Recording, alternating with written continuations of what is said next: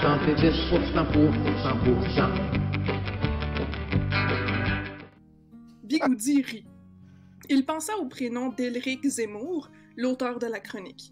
Elric était un nom humain, d'abord, et les noms Sindarin avaient plus l'air de Mérogaise, Arbogast, Génobo, des noms que personne ne voulait donner à ses enfants.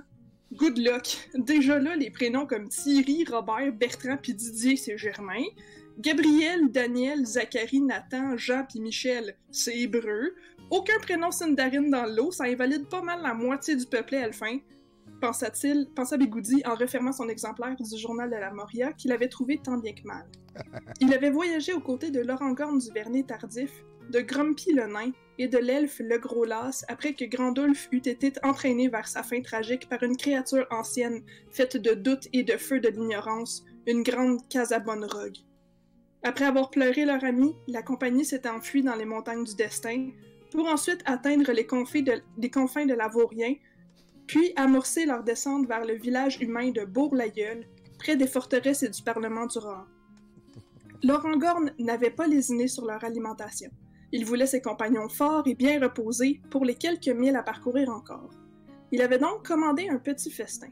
Un poulet rôti aux épices avec des accompagnements de carottes, navets, patates et choux de Bruxelles, une crème de poireaux, un ragoût de volaille au lait d'amande, un ragoût de mouton, bacon et patates qui goûtait criminellement divin, un filet de bœuf aux légumes racines nappés d'une sauce à l'ail, du sanglier rôti à la sauce sucrée dite carméline accompagné de frites de patates, patates douces et marron chaud, un canard à l'orange bien sûr cuit dans son gras avec un accompagnement de carottes, oranges sanguines cuites et oranges caramélisées, un ragoût de betterave et agneau avec poireaux et graines de coriandre, des cailles à la sauce au miel et au lait servis sur lit de laitue et concombre, quelques à côté des légumes, ainsi que plusieurs pains, dont des pains briochés, des pains baguettes dont la mie était diablement moelleuse, quelques pains ménagers pour bien racler le fond des bols de ragoût, ainsi que du beurre baratté à la main, du beurre à l'ail, du beurre de chèvre et, surprise, un petit beurre sucré qui goûtait le caramel et que Bigoudi badigeonna allègrement sur les shortbread,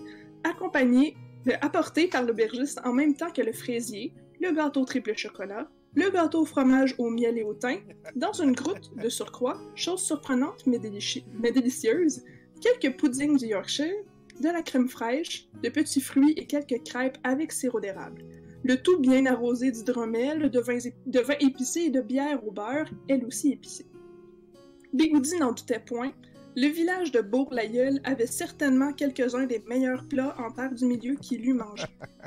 L'Orangorn, Grumpy et le Gros Las entrèrent promptement dans la chambre de Bigoudi, faisant sursauter notre pauvre hobbit qui en échappa son échoppe de bière épicée. « Ah, ma bière !» dit alors Bigoudi, déçu. « Ah, pardon, je ne voulais pas vous faire peur, mais nous resterons dans cette auberge pour encore un peu de temps, dit l'Orangorn d'un ton désolé. « Ah bon? » demanda Bigoudi en mangeant un petit morceau de gâteau au fromage au miel et au thym. « Ouais, il paraît qu'il va y avoir un convoi de charretiers fâchés. Ils gâchent tous eux autres, dit alors Grumpy. Pour la liberté, dit le Gros Las d'un ton fatigué. Un convoi pour la liberté. Mensonge! Ils ont même pas de yogourt, s'écria Grumpy, regardant l'elfe d'un regard plein de hargne. En fait, il paraîtrait que des meneurs de charrettes se soient donné rendez-vous pour faire un convoi afin de protester contre les lettres de change vaccinales et ou contre la fermeture des frontières avec les nations du Sud, et ou contre le port du masque, et ou contre la pandémie, et ou contre les mesures sanitaires, et ou contre la dictature. C'est pas trop clair. Et ils ont décidé d'aller faire beugler leurs bœufs devant le Parlement de Bois-et-à-Bois dans le Rohan. Ils veulent faire pression, on dirait.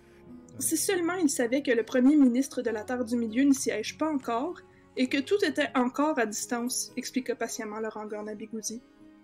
Ok, mais quel rapport avec Bourg-l'Aïeul demanda Bigoudi.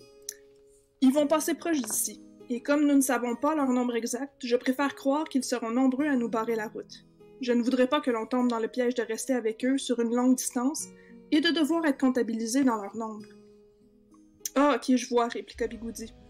Ah, les voilà, les moules à gaufres, cria Grumpy. Mais ils sont 5, dit alors Bigoudi. Peut-être y en aura-t-il plus, dit alors l'Orangorn. Ben, je sais pas pour plus tard, mais à date, je vois rien que 5 charrettes.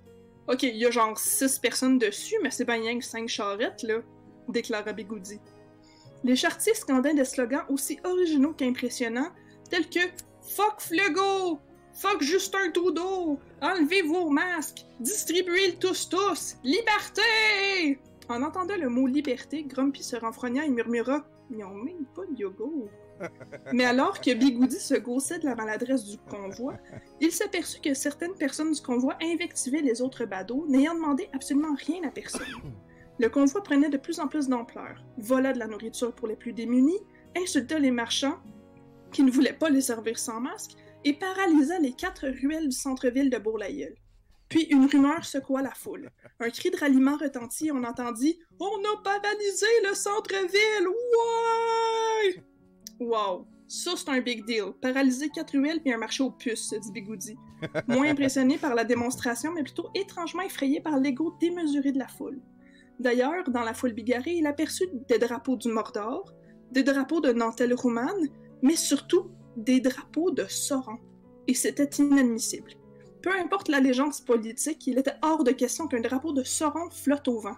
Le regard de Laurent-Gorne s'assombrit. Puis retentit alors dans la foule des mots qu'il aurait voulu ne plus entendre. « Tadros! Tadros! » Oh! Non! Conspiragolum! Il portait une veste de cuir avec des patchs et se dandinait dans la foule en demandant aux badauds s'ils étaient intéressés à acheter des bitcoins ou à faire partie de la grande aventure des NFT. Bigoudi eut un haut le cœur. Puis, 2 choses surprenantes se produisirent. La première se passa comme suit. Alors que l'on entendait des « Tadros! Tadros! » Bigoudi entendit aussi Conspiragolum crier un « Aïe aïe non! Tadros! Tadros! » avant de s'effondrer par terre, tenant son bras entre ses mains. Bigoudi se retourna. Le gros las avait sorti sa sarbacane et avait envoyé un dard vaccinal dans le bras de Conspiragolum qui se tortilla par terre, comme une tranche de bacon sur une poêle chaude. Le gros las répondit « Qu'un, comme ça il y aura au moins son booster shot. » La deuxième chose surprenante fut qu'un messager des lointaines contrées du GoFundLand arriva et dit aux organisateurs que l'argent qu'ils avaient récolté ne leur serait pas versé, car il contrevenait aux règles de la communauté. Puis, le messager repartit. « Vous êtes rien que de gros caves! » cria un des organisateurs, un certain Steve charlatan, en bousculant ses alliés. « Anyway, on va ramasser des fonds en vendant des manteaux de cuirette! » « Hey, c'est vraiment un shit show, dit alors Bigoudi. « Regardez, dit alors Laurent-Gorne. Des Nazgûl aux allures de motards encerclaient la bande de Steve charlatan, faisant planer une ombre inquiétante sur le destin du chef. « Wow, ok, si j'étais lui, je me tiendrais loin des côtes de cuirette, dit alors Bigoudi. » Puis, aussi vite qu'ils étaient arrivés et avaient dérangé la quiétude du village, le convoi de charretiers était reparti faire sacrer ailleurs. Direction Boîte-à-Bois d'abord, puis Osgiliath par la suite, en même temps que le carnaval d'Osgiliath. Et avant de, invariablement, fondre comme neige au soleil par manque de motivation, manque de fond ou par ennui. Bigoudi se dit que tout ce qu'il avait vu jusqu'à date, il ne voulait pas être les manifestants lorsqu'il confronterait le terrible bonhomme carnaval d'Osgiliath. Ce dernier était déjà reconnu pour ses célèbres coups de pied. Il se rassit et se demanda où tout ceci irait, où cela finirait-il. Puis, il sortit son épée qu'il avait nommée raisonnement scientifique de son fourreau. Celle-ci se mit à luire d'une lueur bleue, indiquant qu'un danger se trouvait tout près. Il croisa le regard inquiet de Laurent-Gorne. Leur bataille n'était pas finie, elle ne faisait que commencer. Fin du chapitre. Shit, oui, hein, bonne chance à Bigoudi de savoir par contre que Conspiragolum s'est fait sarbacacciner. Je trouve ça...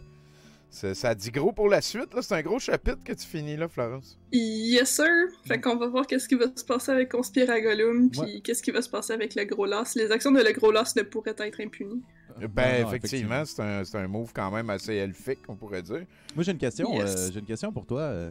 Je veux savoir comment que tu as écrit dans ton texte Bourg-la-Gueule. Est-ce que c'est B-O-U-R-G L'-A-I-E-U-L ou B-O-U-R-R-E-L-A-Y-E-U-L-E? Bourg comme un bourg, B-O-U-R-G, tiret, l'aïeul comme un ancien bourg. Fait que l'aïeul, c'est ça, L-apostrophe. C'est mon jeu de mots préféré cette année à date. Ben, c'est vrai, bon job. Merci beaucoup, Florence. Hey, merci beaucoup. Fait que bonne soirée puis bon gazon. Ben oui, hein, on a un set de VJ de Pascal Grenier et No Dead Heroes qui s'en viennent en français. Hein, je pense que Pascal va parler en français.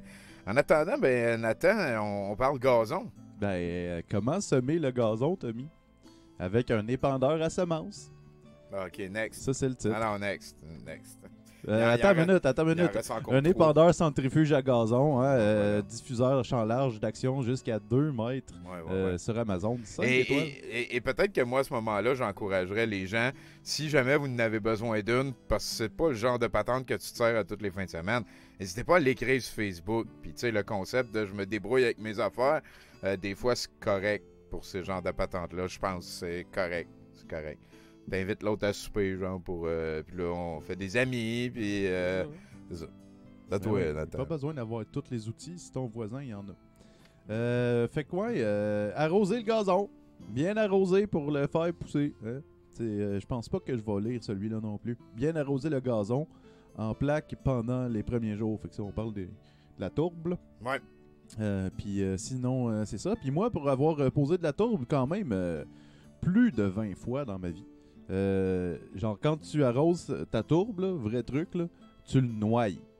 Faut qu'il y ait de l'eau qui dépasse du gazon.